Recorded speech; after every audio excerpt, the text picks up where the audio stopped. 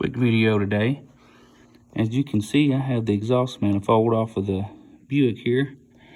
I was working on the exhaust, and one of the ears on the flange was broken off. So while I had the manifold off, I thought I'd show y'all a little tip that you should know if you have one of these cars that you're working on.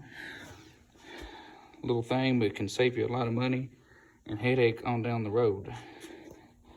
You'll see I have the exhaust manifold here. This is the passenger side.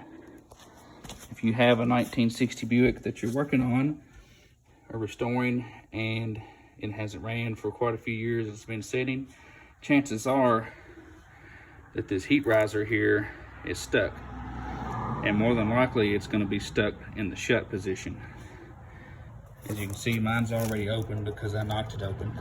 But what happens if you run your engine too long with the heat riser stuck shut,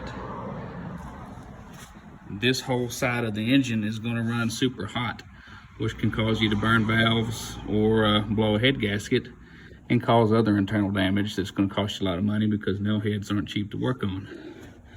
So if you get a 60 Buick project, one of the first things you need to do, probably before starting it, or at least before letting it run too long, is to take off the passenger side exhaust manifold and make sure that this flapper is open. Or better yet, just cut it all the way out, because even if you decide to restore it, to make it work again, it's going to get stuck again. It's a bad design. But just something to save you a little bit of money. Just make sure that's open so your exhaust is flowing freely. Here's the broken ear. You can see over here where my cousin welded up the other one that was broken the first time I had it off. It's still hanging in there. But I'll take this over to my cousin. He'll weld that up. Weld this up here. I've got the piece that fell off sitting over here. And we'll get that welded up, and I'll get me some new studs, because the studs that came out of it are shot. The nuts are stuck onto them. So I'll get new studs, and then I can get started on getting new exhaust put under this beast. But just a little tip, anybody working on a 1960 Buick or any Nailhead for that matter, or probably any older car, they may just have the heat riser on the other side.